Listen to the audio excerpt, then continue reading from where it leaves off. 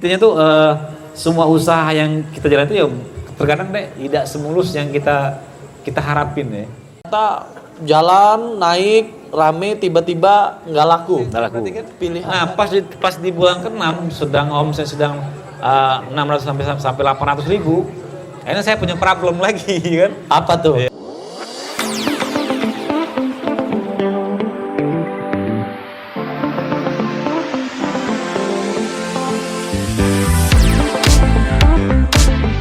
Bisa nongkrong, bisa sharing, bisa ketemu mantan, ketemu teman-teman ya yang bisa update ilmu, bisa belajar, dan termasuk malam hari ini di saat yang lain mungkin kebanyakan anak muda ngobrolin politik, tapi kita malam ini kita ngobrolin bisnis. Sepakat?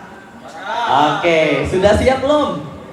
Nih mungkin yang teman-teman di belakang belum tahu kalau sebentar lagi kita akan ada sesi sharing bisnis dari teman-teman TDA, tangan di atas Palembang. Tepuk tangan dong ya. Ini luar biasa.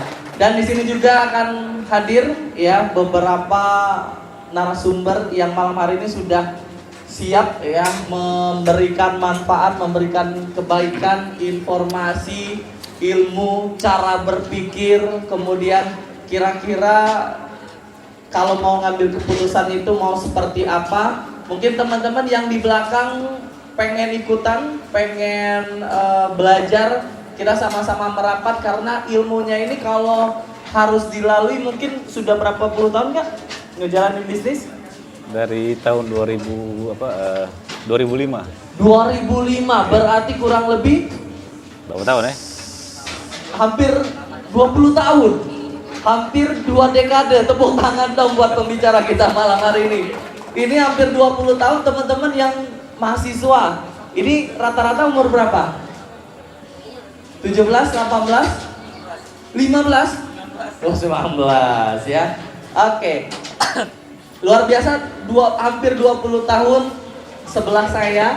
Ini akan berbagi pengalamannya kalau kita nunggu 20 tahun dulu.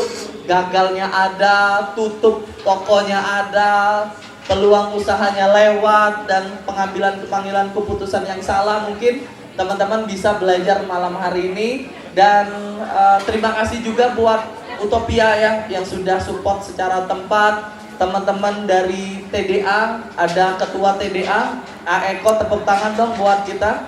Ini luar biasa hadir ketua TDA-nya, terus para pengurus, ada Mas Aziz dan teman-teman semuanya. Ini juga ada teman-teman mahasiswa. Mahasiswa dari mana? Stisipol, tepuk tangan dong. Ini luar biasa. Stisipol itu kan ngobrolin politik, tapi kali ini bisnis dulu ya. Ya, oke. Dan mungkin ada yang emak-emak, ibu-ibu arisan. Oke, dan para UMKM, kemudian para industri kreatif, ayo kita merapat. Karena malam hari ini spesial persembahan dari TDA. Kalau kata senior-senior teman-teman pengusaha Palembang, hari ini disebut Rabung Ilmu. Wah. Jadi Rabung Ilmu ini akan dilakukan bukan setiap setahun sekali, enggak. Kita berusaha berapa lama periodenya Kak?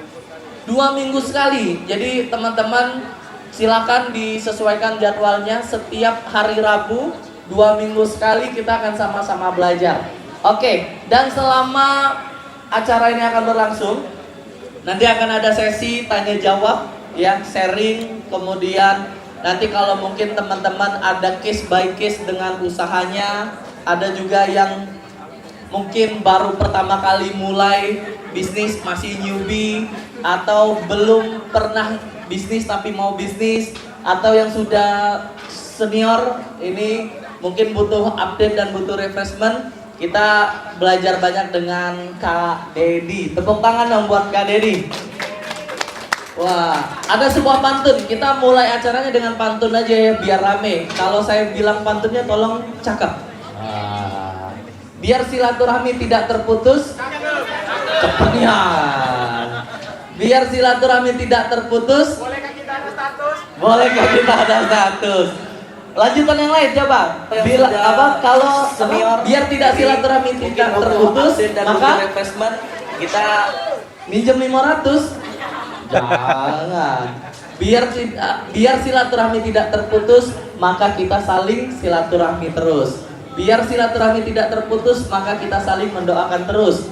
Biar usaha kita maju terus, tahu nggak apa? Ikuti kegiatan TDA terus. Tepuk tangan dong buat kita semua. Assalamualaikum warahmatullahi wabarakatuh. Waalaikumsalam warahmatullahi wabarakatuh. Gak apa-apa, biar sampai kedengaran istana presiden, gubernur bahwa malam hari ini banyak anak-anak muda Sumatera Selatan, Kota Palembang berkumpul untuk upgrade ilmu. Kalau selama ini mungkin teman-teman dengar ya, oh kalau kita ikutan belajar jadi gelas kosong. Nah, kalau saya itu persepsinya bukan jadi gelas kosong, tapi upsize gelasnya. Kalau yang selama ini mineral cup jadinya 330 mili. Dari 330 mili jadi 600 mili. Dari 600 mili galon, dari galon tetmon dan seterusnya. Siap semuanya? Oke, perkenalkan saya Baba Wira yang mungkin teman-teman nggak pernah dengar Baba Wiranya, tapi mungkin pernah dengar yang namanya keluarga Baba, man behind the gun-nya. Man behind the gun. Man behind the gun-nya itu adalah saya dari tahun 2017, dan saya kenal dengan orang spesial malam ini dari tahun 2015 16. 14. Iya, kurang lebih 13 14. Iya. Berarti kurang lebih 10 tahun. Waktu itu sama mungkin nasib saya seperti teman-teman duduk di sebagai peserta gitu ya. Terus apa namanya? Oh, ini lupa. Kak Deddy sudah masak. Sudah. Ya, ini pesan sponsor nih, Kak. Oke. 10 tahun yang lalu saya pun sama posisinya, dengar dan belajar dari para mentor dan para pengusaha yang hari ini luar biasa. Dan 10 tahun yang lalu juga, artinya saya sudah melihat bahwa proses yang dilalui Kak Dedi ini bukan sesuatu yang biasa, tapi banyak hal-hal yang luar biasa, out of the box, kemudian ada sesuatu yang ekstrim, kemudian dan beberapa pemikiran-pemikiran beliau alhamdulillah bisa menyebar ke semua anak-anak muda, termasuk yang mempengaruhi ada beberapa usaha. Yang tahu dengan Kopi Loka, angkat tangan. Kopi Loka. Yang tahu? Wah. Yang tahu Ramensa? Ramensa? Ramensan. Ramensan ya. Oke. Wedang apa, Kak? Warkop wedang rempah. Oke, yang tahu wedang rempah? Ini orang tua semua kayaknya. Padahal wedang itu nggak harus orang tua ya, Madam ya. Oke, itu adalah usaha yang terupdate ya. Kak Dedi ini luar biasa. Beliau adalah owner dan founder dari beberapa usaha tadi yang disebar, dan ini bisikannya ya untuk di awal, sharing awal ini kita pengen nyampein bahwa kami berdua ini itu punya nasib yang sama, teman-teman. Apa nasib yang sama? Adalah kami sama-sama pernah jadi karyawan. Selama berapa tahun, Kak, waktu itu? Kalau aku dari 2003. Dari 2003 sampai 2021. 2021. Akhirnya memutuskan resign. Saya dari tahun 2015 sampai 2022 akhirnya memutuskan resign. Dan ya enggak bukan itu pelajarannya, bukan nyuruh resign, bukan. Ini bukan seminar resign, bukan. Tapi beliau mengambil keputusan yang kita kan tema besarnya adalah melihat peluang usaha dimanapun berada. Nah, waktu itu nih ceritanya itu berarti 2021 ya, Kak? 2021 itu terakhir beliau adalah seorang abdi negara yang sudah mempunyai posisi yang sudah di tempat yang kalau teman-teman tahu dinasnya itu luar biasa. Nah, jadi kenapa waktu itu, Kak, ngambil keputusan untuk resign dan menekuni usaha? Karena kalau kayak teman-teman ya mungkin waktu Wira dulu di awal-awal juga ngelihat peluang tuh, wah ada bisnis yang fenomenal nih, viral nih, peluang nih, ayo dah ambil. Tapi kalau misalkan dikit-dikit diambil juga susah juga. Apa yang membuat pertimbangan seorang Kak Dedi untuk memutuskan resign untuk serius ke usaha? Jadi harus ngobrol dulu ya. Boleh Kak, boleh. Tanya perkenalan dulu. Perkenalan, itu sudah perkenalan. Kita mulai dari cuci otaknya di situ, Kak. Iya, iya. Apa tuh, Kak? Jadi kenapa memutuskan resign? Sebenarnya agak sedikit. Sebenarnya sudah lama aku tuh pengen resign sebenarnya kan. Tetapi banyak pertimbangan yang harus aku setelah itu yang harus belum tentu aku harus bisa resign pada saat itu kan. Betul. Pertimbangannya apa, Kak? Pertimbangannya pada saat itu ya mungkin mikir nanti usahanya kayak gimana gitu kan. Waktu itu Ya. baru usaha apa tuh, Kak? Kopi Loka atau sudah banyak? Sudah banyak. Jadi dari tahun 2005 itu aku pertama kali kan jual roti bakar. Oke. Itu masih honor dulu kan ya. Oke. Terus sampai ya ada beberapa roti bakar, bakso, ya soto kan, martabak gitu kan. Oke. Jadi ya pas waktu di tahun 2017 ya baru aku buka kedai kopi. Oke, berarti dari 2005 sampai 2017 itu makanan. Iya semuanya emang Kurang lebih makanan. memang basic kakak ini memang ya lebih ke F&B jadi lebih ke makanan. Ternyata kakak ini chef ya? Enggak. Oh, bukan. Bukan. Jadi maksudnya lebih seneng bikin ya sifatnya itu yang aku nggak harus ngeracik sendiri gitu. Oke. Ya, ibaratnya ya kita kerjain sendiri, ngasih sendiri, cari formula sendiri, bikin resep sendiri. Berarti gitu. waktu itu selama masih kerja dari honorer sampai diangkat PNS dan Iya. seterusnya masih usaha? Masih. Jadi intinya itu sambil kerja sambil usaha. Oke. Nah. Terus ketika memutuskan resign, apakah memang bisnisnya udah gede atau memang kayaknya udah kurang pas atau seperti apa? Sebenarnya itu pada saat puncak di Kopi Loka kan. Oke. Pada saat ada 2017 jadi sedang hype betul kan dunia perkopian kan. 2017. 17, 18, 19 sampai 20. Jadi aku pada saat itu memang benar-benar menikmatin passionnya dari kopi.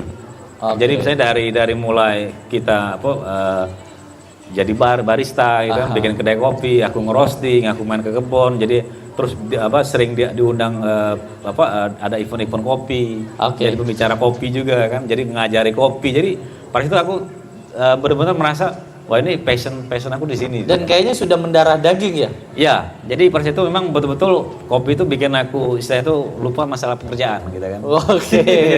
Iya.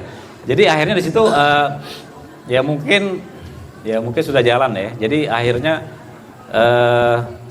agak sedikit berat sih emang memutuskan, tapi ya oleh karena kalau misalnya kita jalan dua, misalnya kan memikiri kerja, memikiri usaha, jadi akhirnya nggak ada fokus. yang fokus salah satu. Oke. Gitu kan.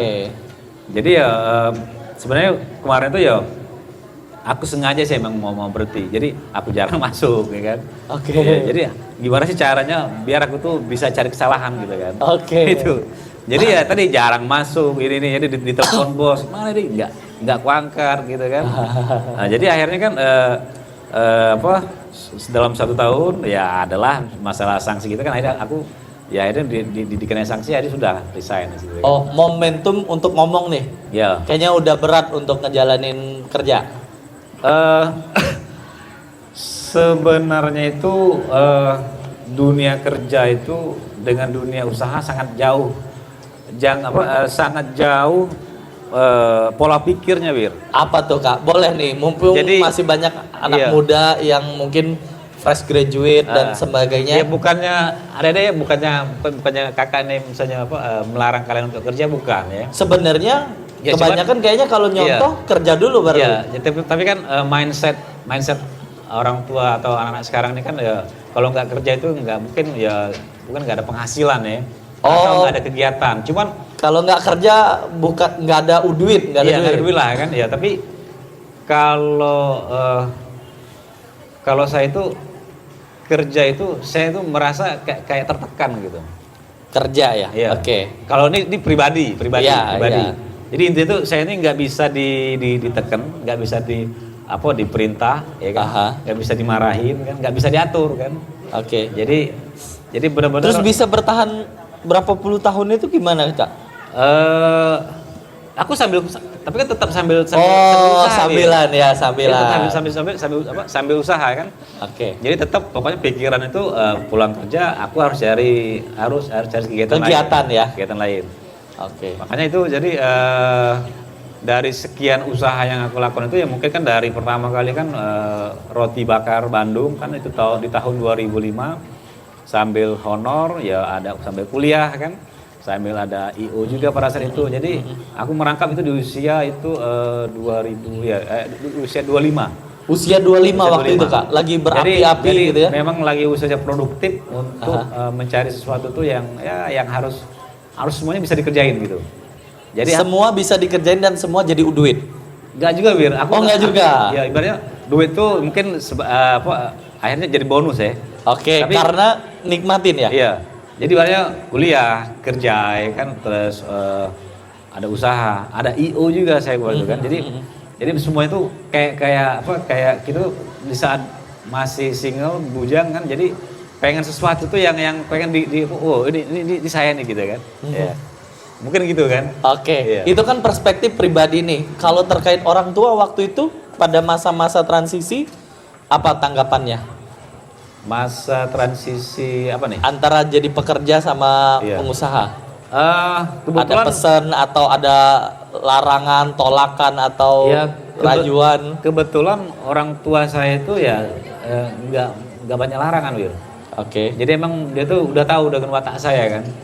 Saya ini kan orangnya bebas, jadi freedom. Jadi mau kesini ya mereka nggak ada aturan. Ya, maksudnya tuh nggak boleh kesini jangan nggak. Oke. Bebas. Oke. Bebas. Jadi makanya pemikiran saya itu ya saya harus mencari sesuatu tuh yang benar-benar yang benar-benar harus dinikmatin ya. Contoh misalnya kan saya hobi dulu taman SMA kan saya ikut Sispala kan. Jadi jadi dulu mencari jati diri kan ya merantau ke Jakarta kan sendirian bawa keril gitu kan. Jadi jualan di Monas selama 2 tahun, dapat uang saya naik gunung ya kan. Balik lagi ke Jakarta. Oh, cari uang? Iya. Hasilnya untuk naik gunung? Iya. Jadi balik lagi kan ke Jakarta kan, jualan lagi, dapat duit, naik gunung lagi kan. Iya. Nah, jadi di tahun 2003 itu kan akhirnya saya disuruh pulang oleh bapak kan. Oke. 2003 umur saya masih 23. Aha. Jadi benar-benar dari Jakarta saya pulang ke Palembang, bukan di kotanya, di Kabupaten Banyuasin kan, Pangkal Balai. Tahu sendiri kan, Pangkal Balai kan masih dulu tahun 2003 kan masih gersang kan. Betul. Sangat sepi. Jadi pada saat itu pemikiran saya, waduh kerja di sini. Jadi akhirnya ya sudah, akhirnya saya jalanin, Wir. Saya jalanin dulu. Oleh karena dulu ya sebenarnya faktor ekonomi juga kan. Jadi ya orang tua saya bukan orang tua yang mapan gitu kan. Ya pegawai negeri biasa. Jadi orang tua ibu juga ibu rumah tangga. Jadi ya hidup saya memang harus fight pada situ kan. Tapi bentar, Kak, tadi di info bahwa orang tua pegawai negeri. Iya, orang tua saya pegawai negeri juga. Tidak meminta anaknya jadi pegawai negeri. Ya makanya Sempat itu atau? ya pada saat itu tahun 2000 itu kan saya kan makanya saya ngalah ya kan. 2003 saya pulang, saya mau jadi, saya kan honor di Banyuasin. Oh, ngalah dulu ya, Ya, ngikutin ngalah. apa kata orang tua, Ya. tapi karena jiwanya akhirnya mencari aktivitas yang berbeda. Ya tadi oleh karena dulu honor gajinya kecil kan. Ya berapa ya dulu kecil lah kan. Jadi gak cukup kan. Jadi saya berpikir saya pulang dari kerja gimana saya harus cari tambahan. Oke, dan Jadi, kepikiran awal-awal akhirnya, roti bakar. makanya itu saya mencari sesuatu tuh yang nggak berbenturan dengan kerja. Oh, pada kondisi waktu itu masih honorer, mencari sesuatu yang tidak berbenturan dengan kerja. Dengan pekerjaan. Jadi ibaratnya dari pagi ke sore saya kerja kan honor. Nah dari sore ke malam itu saya manfaatin. Harus apa nih saya harus cari uang, ya kan? Berapa lama kira-kira merenung atau keliling Banyuasin gitu ya? Atau mencari ide itu berapa? Waktu itu dari awal-awal gimana? Mencari ide itu nggak terlalu lama. Jadi sekitar 2 bulan 3 bulan. Tapi saya itu kalau prinsip ya kan, saya prinsip mencari usaha tuh kalau sudah dapat dari sekian banyak contoh nih, misalnya kita pengen cari usaha nih. Jadi dulu kan Oke. pengen buka ini gitu kan. Ada Nah, pilihan nih, ini. Kala ada 4 pilihan, 4 Oke. pilihan usaha yang mau kita misalnya mau kita kerjain atau mau kita action. Tapi kan nggak mungkin 4 itu saya kerjain gitu kan. Betul. Jadi saya itu istilahnya satu poin usaha itu saya pelajarin dulu, saya telahin kira-kira cara kerjanya, cara bikinnya, cara jualan nanti gimana. Kalau nggak ada yang cocok saya nggak mau gitu. Oke, Maksudnya jangan berarti satu pembenturan. kan sebenarnya sama lah cerita dengan teman-teman yang di sini mungkin pengen nih usaha, ada pilihan usahanya buka ini, Iya. tapi dipelajarin. Iya, saya dipelajarin dulu satu-satu. Oh satu-satu dipelajarin, gimana Iya. cara belajarnya? Iya, maksudnya tuh contoh nih Cara misalkan. berpikirnya gimana Kak Dedi? Misalkan dulu kan ada roti bakar misalnya kan. Oke. Ada martabak misalnya, ada nasi goreng, cerita lain kan. Oke. Nah, dari kesekian usaha itu kan ada plus minus kan. Pasti. Ada plus minus. Contoh misalkan, kalau roti bakar pada saat itu pertama kali saya berpikir ini roti saya tinggal ambil sendiri ke pabrik. Aha. Nah, bumbunya kayak coklat, mentega itu di pabrik juga sudah ada. Oke, tidak Oke. terlalu repot. Nggak terlalu repot. Oke. Nah, tapi kalau misalkan pecel lele ini misalkan, saya harus ke pasar, saya harus Ah. nyiangin, bikin sambal. Ah. Terus nanti pas jualan saya harus kerja lagi juga sampai dalu sampai malam jam 12. Oke, betul. Akhirnya kan yang jadi kendala kan ya kitanya kan. Dan besok kita lanjut kerja lagi. Lanjut kerja lagi. Nah, jadi makanya usaha pertama kali saya setelah saya pulang Pulang ke Palembang. pulang Palembang, saya kerja honor itu kan. Nah, saya musim-musim itulah pertama kali roti bakar Bandung itu. Itu pada saat pertama usaha itu tadi saya memutuskannya itu agak sedikit ya nggak terlalu lama ya. Tapi pada saat itu saya kan punya IO kan dulu kan di IKI kan. Jadi Iya. kantor IO itu di depannya itu ada roti bakar. Oh, Nah. mungkin terafirmasi Ya, terus jadi ya. akhirnya kan saya tongkrongin rotinya itu. Oh, didatengin. Iya, saya duduk di belakang, saya beli, Mas, berapa roti sekian gitu kan. Ah. Saya perhatiin, saya lihat cara dia goreng kan, cara ini, saya bilang nggak sulit nih bilang kan. Nah, itu Iya, kan. tinggal dibolak-balik itu ya. istilah kalau sekarang nih. Mana ini roti bakar Bang Adam Kalau mana? istilah sekarang kan ATM gitu kan, kita amati kan, kita tiru, kita modifikasi. Oke. Nah, Oh, itu. waktu setelah milih Nah, nggak langsung buka. belum. Oh, belum. Kita kan ibaratnya setelah nih saya memutuskan saya jual roti bakar. Oke. Kebetulan mungkin Tuhan ngasih jalan, jadi kan di depan saya yang Aktivitas lah ya. IU itu kan ada roti bakar. Jadi saya Nyambung tongkrongin, dong. ya kan? Saya tongkrongin sampai selama 1 minggu lah. Saya Oh. tanya-tanyain di mana ambil roti gitu kan, gila-gila kan. Akhirnya ya dia mau berbagi, ya pelan-pelan. Nah ini kendala masih ada masalah nih, modal. Udah tahu ya, kan? udah tahu caranya, udah tahu mungkin polanya. Terus Akhirnya, lanjut lagi. udah dapet, ya kan sudah kuat, ya kan. Udah, bismillah roti. Cuman ada masalah. Apa tuh? Di modal kan. Modal. Nah. Bentar, kenapa nggak mikir modal dulu baru usahanya dulu ya? Kalau saya nggak mikir modal dulu, modal nomor 2 bagi saya. Oke. Jadi modal itu ya. Tapi sempat kepikiran ini modalnya nanti gimana? ya, Enggak, nanti. Kan modal kan gerobak, kan gerobakan. Aha. Jadi kan gerobakan ya sekitar paling kan 2 juta, 1,5 juta ya. Yang Kalau- second kalau- lah ya. Iya, kalau nggak salah itu habis 5 jutaan lah itu kemarin. Oke. Bikin itu. Ya tadi setelah akhirnya kan saya cari pinjaman. Pinjaman. Iya kan? Pinjam 100 tadi ya? Pinjam 100 ya kan? Dipinjemin 500 Pinjam tadi. 100 dikasih 5 juta kan? Terus. Ya akhirnya dari itu pinjaman ya saya mulai bikin gerobak ya kan. Saya Oke. cari bikin plat. Pabriknya saya cari kan ya dapatnya di Pelaju pertama kali di Kertapati pertama kali kan. Oke. Kejauhan akhirnya saya cari yang di Perumna yang di Skip yang di Sersan Sani kalau tidak salah itu kan. Oke. Akhirnya di situ. Akhirnya sudah. Nah, dari situ ya akhirnya sudah mulai action itu di Bukit di Unsri. Oke. Bukan di Banyuasin berarti ya? Bukan. Saya kan pulang Iya, ya, pulang. Cuman kerja honorer doang. Iya. Jadi ya jualan ya pagi sore kerja, sore malam saya jualan. Itu habis itu saya nanti Tipes. Hah? Oh, abis itu tipes. Habis itu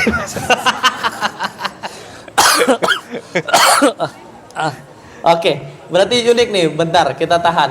Berarti prosesnya kan bukan yang saya kepepet nih karena pendapatan sebagai karyawan kecil, kemudian desakan ekonomi keluarga juga mungkin ya senasib sepenanggungan kita semua. Peluang ada roti bakar, buka, hajar, pinjem yang lebih gede, terus baru Nah, waktu itu running berapa tahun roti bakar? Jalannya? Iya. Jalan itu sekitar 2 tahun lebih lah. Waktu itu sempat buka tempat kedua, tempat ketiga? Iya, jadi dari gerobak pertama itu saya berpikir ini harus bikin gerobak yang kedua sih bilang kan. Tapi itu kapan? Itu setelah jalan sekitar 6 bulan. Oke. Tapi 6 bulan. tapi gini, pada saat itu saya belum mengenal yang namanya mentor bisnis belum. Oke. Saya belum mengenal namanya ya komunitas bisnis belum ada. Oke. Jadi benar-benar pure naluri saya sendiri. Insting pribadi ya? Pribadi, ibaratnya aku harus setelah buka usaha satu, ini harus bikin yang kedua gitu kan. Akhirnya tercipta yang kedua yang di TPRI. Oke. Yang kedua. Nah, habis itu jalan rame. Alhamdulillah saya setiap jualan rame terus, ya kan. Jadi ya bukannya saya sombong, tapi bener kayak semut saya kayak tangan emas ya. Iya, jadi jualan apapun rame. Jadi kan banyak di kerumunan orang kan. Jadi akhirnya pas itu buka yang ketiga. Nah, pas buka yang ketiga itu baru di tahun 2008 saya baru dikenal dengan komunitas bisnis. Yaitu kalau tahu mungkin teman-teman tadi namanya Entrepreneur University EU. Oke, di tahun 2008. Oh iya, lagi viral-viralnya itu lagi sedang hype betul itu. Up-nya EU, ya. Jadi seluruh Indonesia itu orang mengenal EU. Tapi kita nggak usah cerita EU lah ya, maksudnya itu lebih ekstrim. Tapi intinya saya di situ baru mengenal namanya komunitas bisnis. Di situ kita didoktrin, dicuci otak, ya kan, benar-benar apa yang harus jadi pengusaha gitu kan. Jadi karena yang punya kan Pak Burdi, betul. Pak Chandra. Jadi temanya itu kan cara gila jadi pengusaha. Tapi memang benar-benar gila Bapak itu memang. Memang benar gila Bapak itu. Terus jadi kita dibikin itu kan ya pokoknya ekstrim lah. Nah dari situ di tahun setelah jalan 2 tahun berarti waktu itu masih statusnya roti bakar? Masih roti bakar kan. Nah, itu saya kan diangkat. Diangkat jadi diangkat jadi PNS itu di tahun 2006 2007. Nah, dari situ saya tutup roti bakar saya itu. Kenapa ditutup roti bakar? Karena tidak berkembang atau karena aktivitasnya? Saya pengen jadi PNS pada situ. Oh. Jadi pengen ngerasain dulu kan. Pengen ngerasain. Coba jadi PNS dulu kan. Nah, pas jalan 2007 2009 dulu kan kalau kita jualan itu kan kita tiap hari pegang duit kan. Oke. Iya kan, yang namanya pengusaha itu kan tiap hari pegang duit. Iya. Tapi kalau pegawai ini kan tiap bulan pegang duit. Oke. Waktu itu setelah PNS berarti murni tutup semua.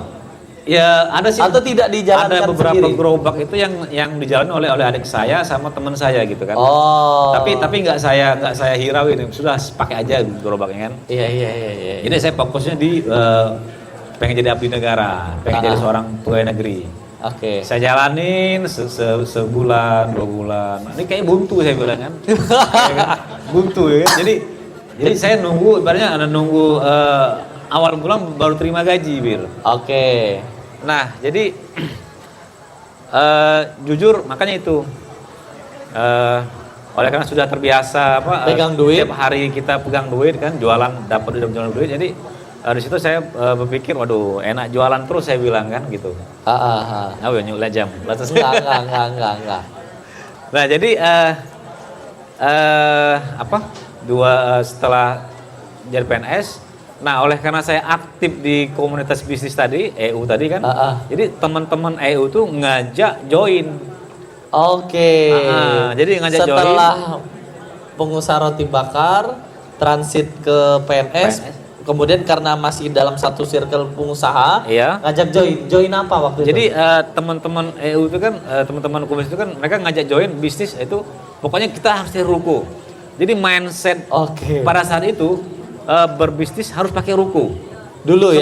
Saya jualan kan pakai gerobak, maksudnya kan? Jadi, waduh, ya benar juga saya bilangnya, enak pakai ruko saya bilang kan. Dulu kan belum terlalu ngeh gitu kan.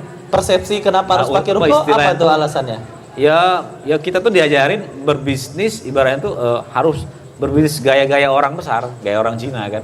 Oke. Jadi harus pakai ruko, cash flow-nya lancar, ya kan. Aha. Ibaratnya punya kartu kredit gitu kan. Oke. Itu dulu belum mengenal riba dulu belum ya. Iya. Jadi benar-benar pure kita tuh diajarin bisnis ekstrim.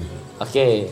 Ada sih teman-teman saya ada juga. Nah, jadi akhirnya kita buka bisnis pertama, bisnis join itu di Perumnas itu di tahun 2009 2010 itu pakai ruko, dapat kita sewa berempat, namanya itu Pondok Kuliner Kita di Jalan Musiraya. Oke, Pondok Kuliner Kita.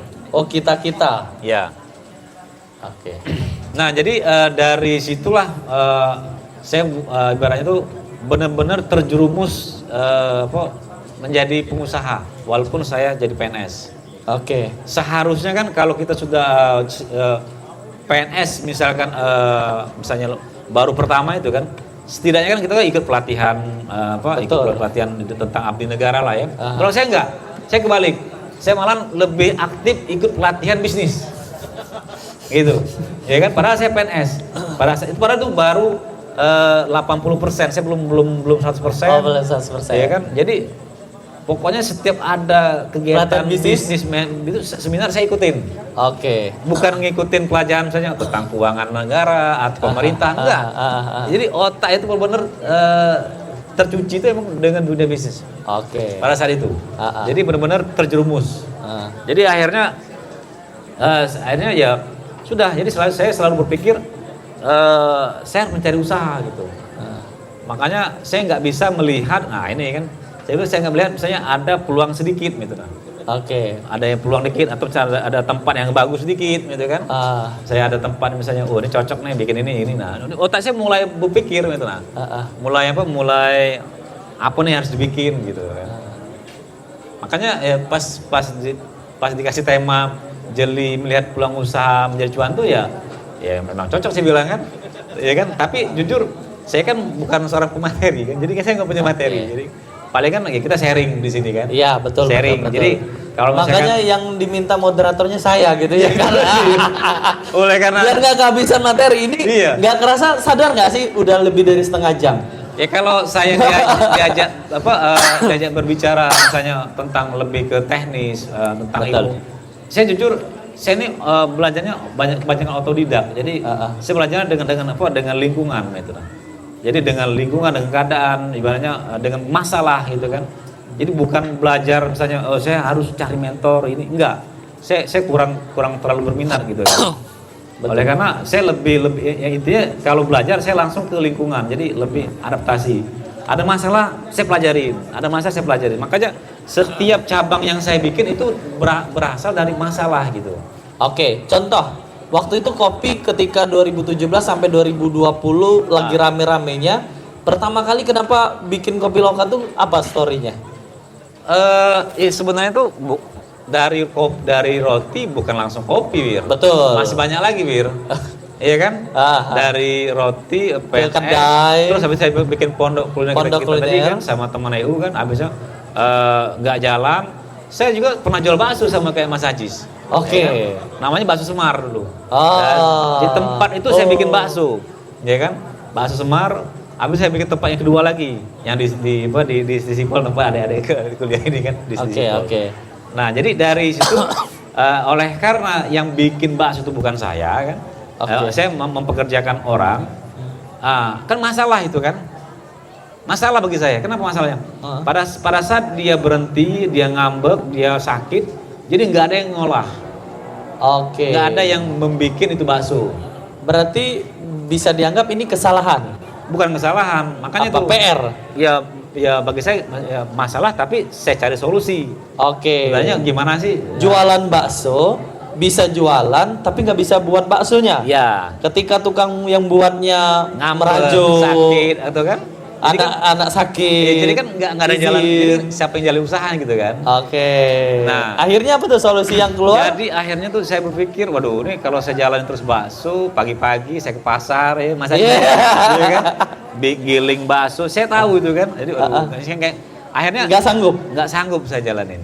Oh. Jadi pada saat memulai usaha itu memang harus dicari dulu passion diri dulu, diresepin dulu ini usaha itu. Kira-kira masalah aku buka usaha ini nanti setahun 2 tahun atau misalnya aku menjalannya, kira-kira sanggup gak? Oke. Iya kan? Bukan berarti ada uang buka, enggak, jangan. Oh. Jadi kalau bisa usaha yang kita bikin itu kan menyatu dengan diri kita kan. Jadi akhirnya rohnya itu dapat. Usaha itu adalah diri kita. Iya, harus. Bisnis itu kita. Iya, sama harus dengan diri. gitu iya, ya. Masalahnya gini, Bukan yang berlawanan. jangan. Jadi kita buka usaha, tapi kalau yang jalannya orang lain, ya kan, belum tentu sepenuh hati dia kan nyalain usaha kita itu. Oke. Tapi kalau kita bikin bangun usaha, yang jalannya kita, yang bikinnya kita, jadi kan rohnya itu kan dapet, Wir. Contoh, saya mau buat usaha baju Oke. fashion. Fashion. Tapi saya tidak bisa jahit, tidak ngerti bahan. Itu boleh nggak? Tapi saya bisa jualan. Ya. Saya banyak teman. Tapi kan itu kan beda apa? Ibaratnya kalau itu kan ke fashion pakaian ya. Kalau saya ini kan kuliner.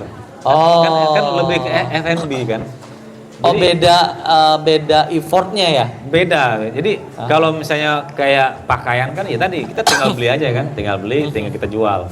Tapi kan oleh karena bidang saya itu lebih ke F&B kan. Enggak, baju tadi bukan yang beli, jual, beli, enggak, yang produksi. Iya. Desainer. Desainer. Padahal saya bukan desainer. Tapi jual Saya baju. nyuruh orang, iya.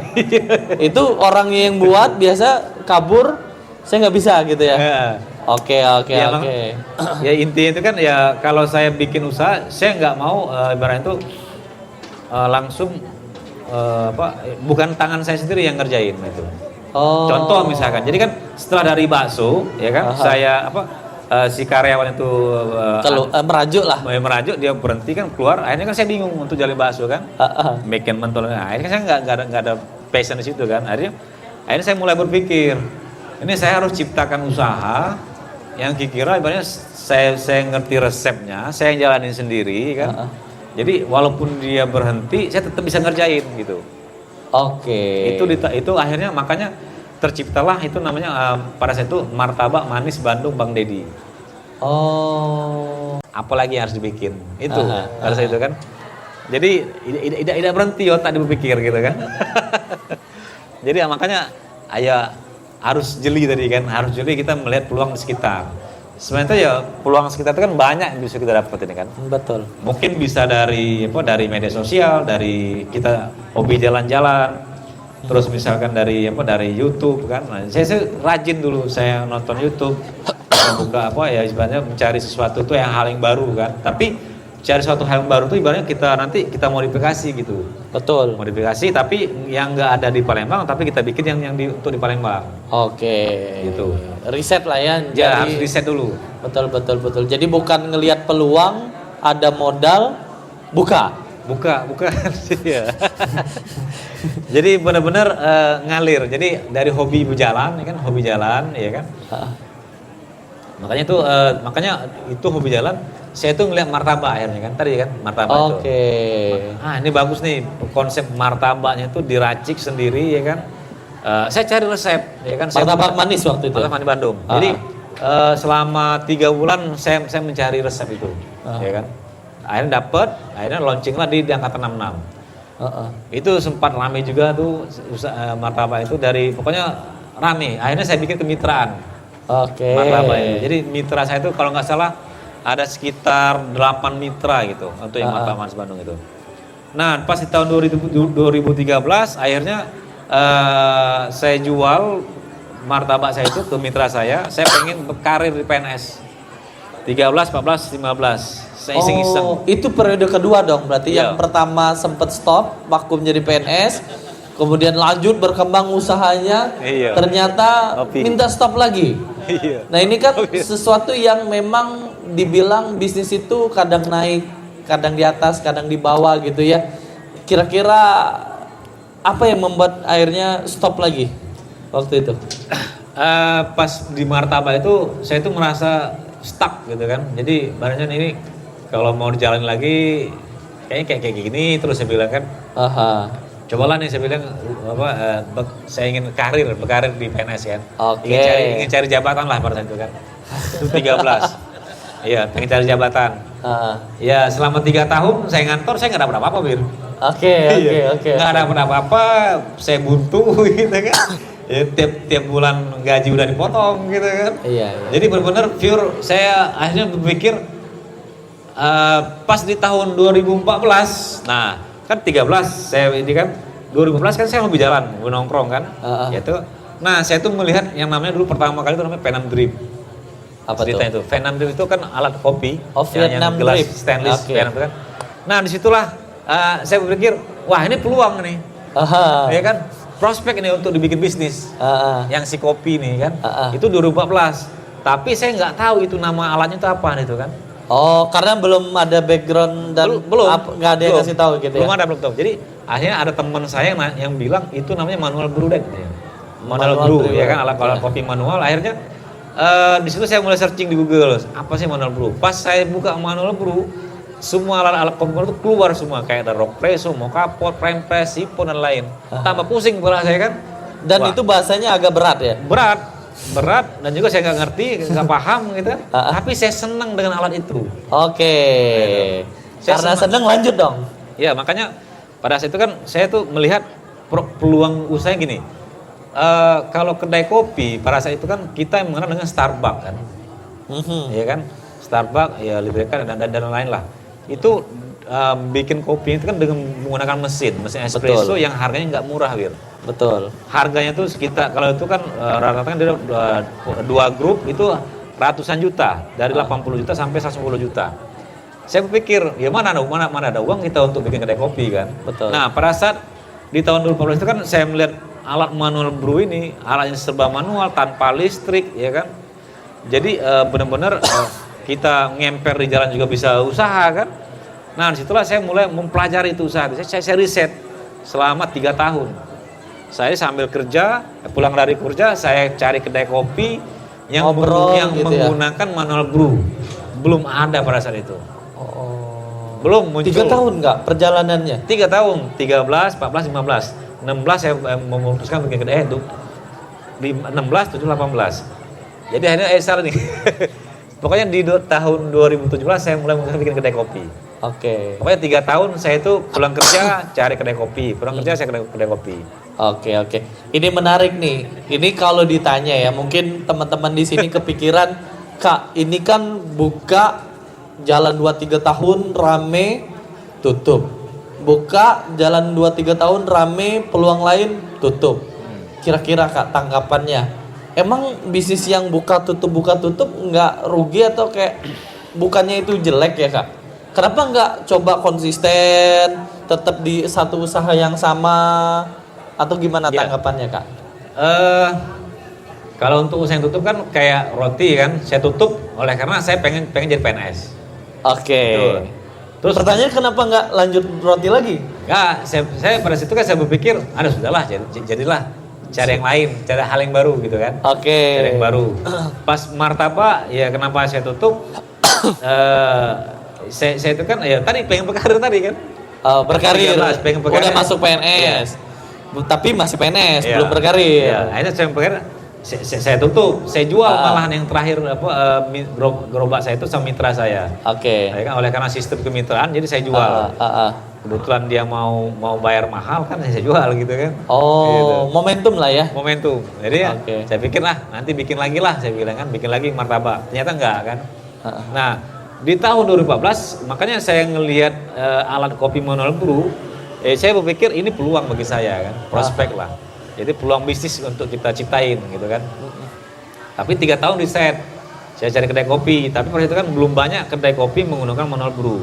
Nah di tahun 2015 baru bermuncullah kedai kopi. Contoh nih kalau saya temuin teman-teman saya kan, kayak Asep Kopi Pil kan, Oke. di Pelaju, terus itu History yang di Jakabaring, habis itu Amal Kopi Pulang ya kan di tahun 2015, baru Sirangga sama Anestik. Nah saya datangin kedai kopi mereka itu. Oke. Ya. Tahu tuh mau bisnis kopi. Ya oleh karena kita kan mau Temenan. mau buka usaha kan, jadi saya harus riset gitu kan, saya pelajarin, saya amati, saya tiru, saya tongkrongin meja barnya itu, saya duduk dari bukan tutup, saya lihat cara dia kerja, saya lihat cara yang ngeramu, saya liatin. Oke. Siapa yang datang? Kalau masalah customer saya nggak berpikir. Saya tuh Oh, berpikir produksinya. gimana caranya Proses. saya bisa bikin ini ke kopi. Oke. Ya kan? Tapi kan pada saat itu kan kalau kita mau belajar kopi, kita background kita harus ke Jakarta, Bandung, Jogja, Bali kan. Betul. Nah, saya berpikir pada saat itu kan saya kalau belajar ke Jakarta pertama ongkos, akomodasi dan lain. Waktu juga. Jadi biaya juga nggak murah. Betul. Belajar kopi pada saat itu sekitar 3 juta sampai 10 juta. Oke. Nah, kalau saya bikin kedai kopi, saya bikin kelas kopi kan 1 juta saya. Iya. Tapi nggak lah. Iya. Tapi nggak bicara kopi kan. Jadi, nah makanya dari situ saya gimana caranya saya harus bikin kedai kopi, ibarat itu ya seminim mungkin. Itu tadi saya tongkrongi kedai-kedai kopi. Saya keliling sampai 3 tahun saya keliling. Menarik ya. Jadi kalau kayak Kak Yongki izin. Kalau tiba-tiba Kak Dedi kayak seminggu di Nyenyes, hati-hati. Berarti besok nabuan. Tapi menarik, artinya menangkap peluang itu bukan serta-merta peluang nih, mumpung lagi booming nih, kemudian ada kesempatan, ada modal, buka. Bukan, jadi memang ada proses mempelajarinya sehingga kalaupun memang exit gitu ya, prosesnya lagi mau exit, nggak ada penyesalan ya Kak?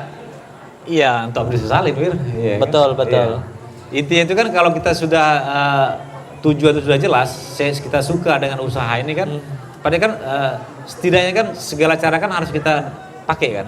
Oke. Contohnya misalnya kita sama cewek ini kan, gimana caranya kita harus dapat dia gitu kan. Oke. Gitu. Kak, kalau melihat peluang ini berarti yang Kakak jalanin selama ini bukan karena tren, bukan karena sesuatu ya kayaknya ya. Karena pencarian pribadi Kak Dedi sendiri kayaknya. Enggak, kalau dibilang tren pada saat di tahun 2014 itu belum tren kopi. Oke, berarti betul dong, bukan Iya. karena tren. Kalau sekarang kan nyari peluang, contoh nih 2024 kayaknya tren bisnis 2024 apa gitu ya. Iya. Dipelajarin, kemudian dicari modalnya, kemudian dieksekusi. Nah, yang dilakukan Kak Dedi bukan kayak gitu ya polanya ya? Kalau itu enggak. Kalau kopi itu bukan tren pada saat itu. Oke. Tapi saya menangkap peluang pada saat itu. Oke. Ini saya bilang ini peluang nih untuk bikin kedai kopi. Tapi kan saya belum tahu jalannya kayak gimana kan. Tapi Betul. ini peluang nih. Tapi akhirnya kan pada saat itu saya mencari tahu apa nama alatnya, di mana belajar. Ternyata tidak semua saya pikirin kan. Nah, Oke. pas di tahun 2015, akhirnya kan bermuncullah kedai-kedai kopi tadi. Nah, betul. saya tongkrongi tiap malam. Yang Saya di pulang kerja Pelaju saya tongkrongi. gitu ya, Saya Kopi pulang saya Pil tongkrongi ya, kan. dan lain-lain. Tapi kan saya cari baristanya itu yang benar yang benar hospitality itu mengerti tentang kopi. Tidak semua barista kemarin itu mau berbagi ilmu. Oke. Kalau otak bisnis ya mungkin teman-teman sempat berpikir kenapa nggak yang barista yang Kakak temuin, Kakak ajak bisnis bareng. Nah itu, mungkin saya beda dengan teman-teman yang lain. Mungkin kalau teman-teman lain kan mungkin dia punya banyak uang, ya kan. Jadi Oke. punya uang langsung Langsung hijack Iya aja kan? yang ambil ya. Iya. Saya kan ya jujur, pada itu kan saya berpikirnya itu saya nggak punya uang kan. Oke. Tapi saya ingin uang gitu kan. Aha. Ya kalau kita banyak uang udah, lu bisa kerja bikin Lu usaha. gitu. dibayar berapa di kedai Iya. kopi nih? Gue bayar sekian. Itu. Tapi pada situ kan mencari orang yang untuk mengelola kedai kopi juga nggak banyak, Wir. Iya, ternyata sekarang si Asep nggak jualan kopi lagi ya? Kalau sekarang bejibun nih lah ya. Iya. Nah, tapi bener di tahun 20 itu bener-bener kopi itu di Palembang belum serami sekarang. Betul. Nah, betul. mulai rame itu di tahun 2015. Oke. 2015, akhirnya pas 2016, akhirnya saya bikin Instagram, ya kan. Jadi yang saya lakukan pada saat itu, saya bukan bikin kedai kopinya, saya bikin Instagramnya dulu. Oh. Ya, Oke. Jadi banyak itu kan tren Instagram, saya bikin. Iya, Saya cari, 2015 lah ya. Iya, mulai kan. 15 Instagram Saya pikir, naik tuh. Apalah ya, nama kopi ini. Saya lama mikir brand itu. Bukannya langsung bikin, enggak. Lama saya pikir sekitar 3 bulanan saya mikirin brand itu. Kakak tuh benar. Eh. Selama nyari 3 bulan itu kakak keliling lagi ke kopi-kopi atau nonton atau Ya. ngobrol dengan orang Ya. akhirnya dapat nama? Sambil ngopi ya kan, sambil nonton ya kan. Ya, tapi pikiran tuh Tapi pikiran fokus mencari apa brand namanya? dulu. Apa namanya? Sebenarnya kalau saya itu step by step ya kan. Otak ini kan bukan otak yang Oh, ya kan? sudah tahu alat-alatnya, sudah tahu kopinya, bermikir namanya. Ya jadi itu gini, setelah saya sudah mulai mengenal kopi, lah sudah sedikit paham tentang alat-alat kopi, ya kan, ada keinginan bikin kedai, akhirnya saya pikir apa nih namanya dulu, brandnya dulu. Oke. Nah lama tuh bikin nama brandnya sekitar 3 bulan, jadi, nah setelah dapat, akhirnya Kopi Loka, ya kan, pertama kali kan. Tapi di situ sebagai penikmat kopi, bukan sebagai pemilik kedai kopi kan. Nah, jadi setelah saya bikin, saya cek di Instagram ada belum yang pakai nama Kopi Loka. Belum ada pada saat itu. Akhirnya saya bikin, ya kan? Saya bikin. Jadi saya datang ke kedai-kedai kopi itu, saya foto ya kayak sekarang lah kan, anak sekarang kan. Foto posting. Jadi dikiranya saya itu punya kedai. Oh. Dikira orang saya punya kedai kopi. Diupload di akun Instagram Kopi Loka. Iya di Instagram Kopi Loka tadi. Nah dikira mereka saya punya kedai. Akhirnya mereka nge-DM, Om di mana kedainya Om? Ya kan? Om, nah saya bilang, saya nggak punya kedai saya bilang kan. Nah, dan ada lagi nanya, Om di mana? Nah kayaknya udah beberapa orang nanyain kan. Nah disitulah saya pikir, aduh ini kayaknya harus disegerakan bikin kedai kan. Cuman pada saat itu saya berpikir di mana saya harus bikin kedai kopi. Ya kan? Mau sewa ruko saya nggak ada duit, ya kan? Mau cari lahan nggak ada duit. Akhirnya saya tuh berpikir, akhirnya ada kesimpulan di daerah Waitam, ya kan temannya tantenya istri saya itu kan dia jualan pecel lele kan. Nah jadi ditawarin lah ada lahan kecil kan di Waitam itu. Nah di situ kan nggak semuanya kan ya banyak listriknya ada dibantu oleh dia, tapi masalah lain nggak ada kan. Nah disitulah saya memutuskan saya bikin kedai kopi di situ pertama kali di tahun 2017. Itu bulan April. Perjalanannya 2014, 15, 16, akhirnya 17 buka. Iya. Jadi 2017 jadi kan tadi kan problem kan banyak nih kan. Nih mau bikin kedai konsepnya apa kan? Ya, cuman dulu kan konsepnya main kayu kan. Betul. Kayu jati Belanda kan. Betul 17. Kebetulan saya itu punya stok kayu itu sekitar 100 keping. Tapi saya taruh di gudang, ya kan gudang di rumah kan. Jadi nah pas saya mau bikin kedai kopi saya ngeliat, wah ini ada kayu saya bilang kan. Akhirnya saya berpikir, kalau saya nyari tukang untuk bikin ini meja bar, biaya lagi kan. Betul. Akhirnya saya nukang sendiri. Jadi meja bar itu saya bikin sendiri. Meja bar, kursi, dari kayu yang sudah ada dari itu saya bikin. Akhirnya jadilah bar pertama, kedai pertama itu di Waitam dengan konsep kayu. Jadi semuanya keringan saya sendiri. Ya kan? Sebulan sepi, ada sih yang datang tapi sepi. 2 bulan sepi, tenang, nggak langsung rame. Sebulan sepi. Ya, tapi progresnya tuh bulan pertama 100.000, saya ingat tuh. Bulan pertama 100.000, bulan kedua 200.000 Kak. Iya, masih duit omset. Ya maksudnya itu omset per hari. Pas jalan bulan ketiga mulai rata-rata 300.000. Bulan keempat rata-rata 400.000. Kayak gitu saya perhatikan. Nah pas di bulan ke-6 sedang omset 600 sampai 800.000. Akhirnya saya punya problem lagi kan. Apa tuh? Ya problem lagi ya sama yang tetangga sebelah. Ya kita nggak miskomunikasi. Akhirnya saya tutup itu kedai yang di Waitam. Saya tutup. Saya mencari, jadi belum ada penggantinya kan. Waktu itu semua orang udah tahu sampai di 800.000. Iya, intinya tuh semua customer Kopi Loka yang di Waitam tuh sudah tahu. Akhirnya mereka tuh protes kan, Om kok tutup gitu kan? Kenapa nggak buka lagi Om? Saya nggak cocok sama yang tempat, saya bilang. Jadi akhirnya saya sempat vakum itu sebulan setengah.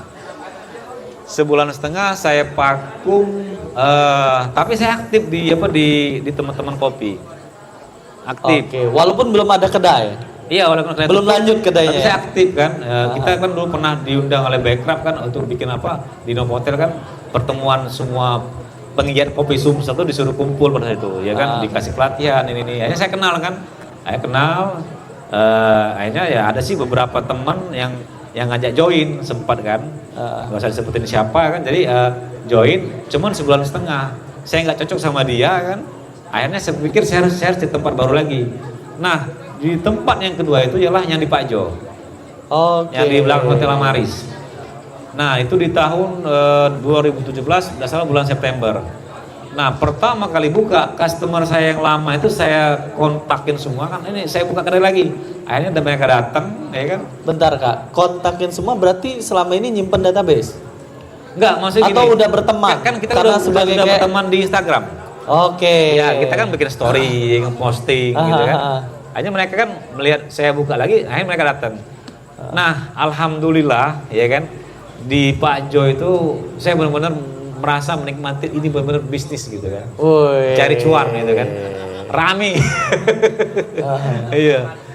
Di Hotel Amaris. Jadi benar-benar tiap malam itu nggak ada sepinya itu. Oke. Jadi konsep kedai kopi nongkrong terbuka main gaple ya kan.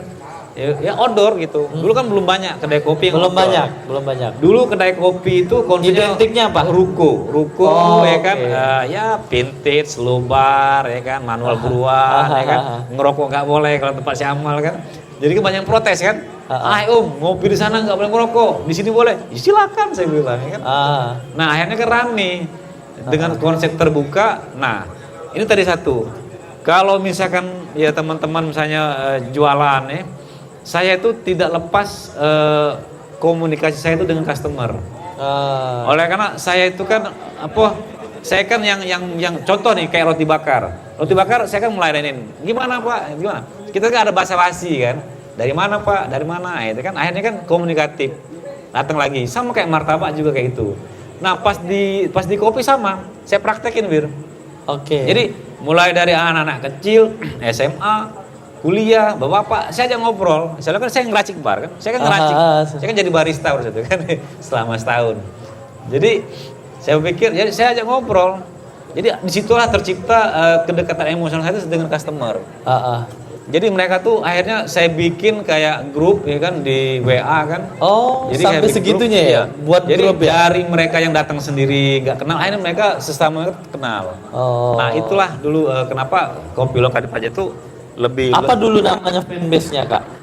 Kopi Loka fans, Kopi Loka apa? Dulu tuh namanya Loka Squad. Wah, Loka Squad. Kalau sekarang teman Loka nih saya pakai baju tuh. Teman. menarik. Kalau dulu Loka Squad, kalau sekarang teman Loka namanya. Oke. Nah itu makanya tuh di tahun 2017 ya Kopi Loka tuh ya alhamdulillah saya benar-benar menikmatin mencari uang gitu kan. Makanya pekerjaan saya nggak pikirin, ya kan. Paling kan saya kerja ke kantor itu. Berarti waktu resign itu memang transisi di Kopi Loka. Ya, posisinya benar. Kopi Loka ya. Saya itu setelah mengenal kopi baru saya berani untuk resign. Oke. Iya. Oleh Siap, karena pemikiran saya pada saat itu kalau saya pensiun nanti saya masih bisa di belakang bar, saya bisa ngerosting, saya bisa ke kebun, ya kan. Saya masih banyak, ya ibaratnya nggak perlu saya yang susah payah, saya bilang tinggal telepon petani datang kopi saya ngerosting, ya kan. Saya nanti bikin bubuk kopi. Di situ pemikiran saya pada saat itu. Saya berpikir pada saat itu nanti saya pensiun. Masalahnya lihat teman-teman saya pensiun, mereka tuh bingung nanti setelah pensiun usaha apa ya, kerja apa ya. Jadi saya perhatiin teman-teman kan, jadi yang pensiun kan, ya bengong gitu kan, di rumah kan. Nah kalau saya nggak bisa kayak gitu kan, nggak bisa. Jadi makanya saya pas waktu di kopi saya sangat kuat betul ya, ini sudah passion saya di kopi. Jadi banyak saya betul-betul kopi itu ya anggaplah sudah yang membesarkan saya dan juga yang menjatuhkan saya. Iya kan? Penasaran gimana caranya menjatuhkannya? Sabar, Iya. kita stop dulu di sesi ini ya. Tepuk tangan dong buat Kak Dedi, luar biasa perjalanannya ini. Mungkin buat teman-teman yang dekat juga belum tentu tahu story realnya perjalanan Kak Dedi ya. Liku-likunya. Ini boleh kita ada waktu untuk sesi tanya jawab. Boleh jadi case by case dengan usaha teman-teman atau rencana teman-teman, peluang teman-teman, karena siapa tahu bisa ya dikasih advice atau suggest lah ya dari Kak Dedi, cara berpikir Kak Dedi untuk case teman-teman apa, seperti apa. Tadi kan banyak sebenarnya dengan cara mulai dari bisnis awal, kemudian ketika memutuskan buka cabang, kemudian ngejual franchise, tutup, kemudian buka usaha yang lain. Nah ini teman-teman mau nanya yang mana, versi yang mana. Jadi alhamdulillah tidak salah pilih teman-teman TDA dan teman-teman hari ini bisa belajar. Kira-kira boleh kita buka 2 kesempatan dulu untuk penanya yang mau bertanya langsung dengan Kak Dedi. Silakan angkat tangan, nanti panitia akan memilih siapa yang akan bertanya. Silakan. Hah? Ayo, Yang mana? Tanyalah. Yang nanya dapat wedang. Oh belum. Nanti sebenarnya banyak tuh.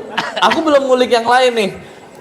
Gimana nangkep peluang misal kopi loka dibeli oleh tentara, kopi loka dibeli oleh bank. Wah itu keren tuh. Belum sampai sejauh itu. Nanti boleh silakan tanya jawab dulu. Boleh Kak? Kopi. Dari ini alhamdulillah sudah lumayan kenal ya, sama-sama ke Dempo kemarin kan. Dari Program apa itu Kak Gadempo? Diksar. Iya. Terus. kalau lihat kronologisnya tadi kan ya, saya tertarik dengan judul tema kita malam ini kan, di Jeli melihat peluang usaha gitu kan. Nah, ada kata-kata yang harus kita lingkar itu jeli. Kalau melihat peluang usaha saja, saya rasa semua bisa kan. Tapi ketika jeli, kenapa ya? Menurut saya jeli itu sama dengan kalau orang pintar itu di atas pintar itu ada namanya jenius. Nah, jeli itu sama dengan jenius menurut saya. Semua orang nggak bisa melihat, dia bisa melihat gitu. Nah, tema kita ini pas banget kan jeli ya. Betul. Nah, jadi ketika dari PNS dengan kedudukan yang saya rasa besar itu ya. Kasubag. Oh salah. Apa? Ya benar, maksudnya nggak harus Iya, tinggi kan? tes ini. Tinggi dan memang kalau di PU itu jabatan Nah besar. sebut lagi. Kasubag PU teman-teman. Kurang apa? Ya, karena saya juga di teknik kan, jadi tahu Duitnya berapa? iya, proyek yang besar. Kesalahan bahasa gitu kan. Iya. Tapi ketika itu menjadi apa ya? Orang menuju ke sana malah dia meninggalkan gitu kan. Ketika memilih proses dari pegawai negeri menjadi pengusaha, itu kan kalau lirikan pengusahanya tidak jeli-jeli banget kan berarti kan bisa bubar tuh. Betul. Banyak, tapi ketika dia bisa melihat hal jeli itu dia ternyata sukses gitu kan.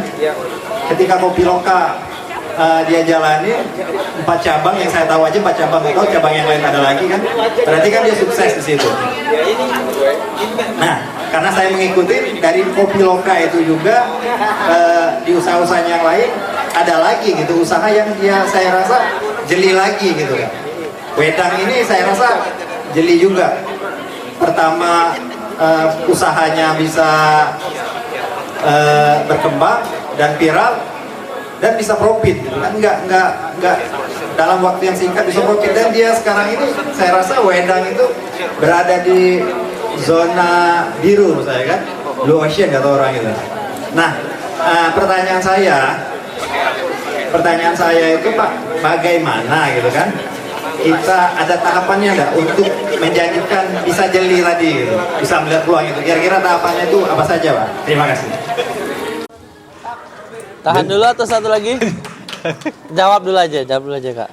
Langsung jawab ya Bire. Ya kalau jeli, kalau untuk bicara sekarang bisnis wedang ya.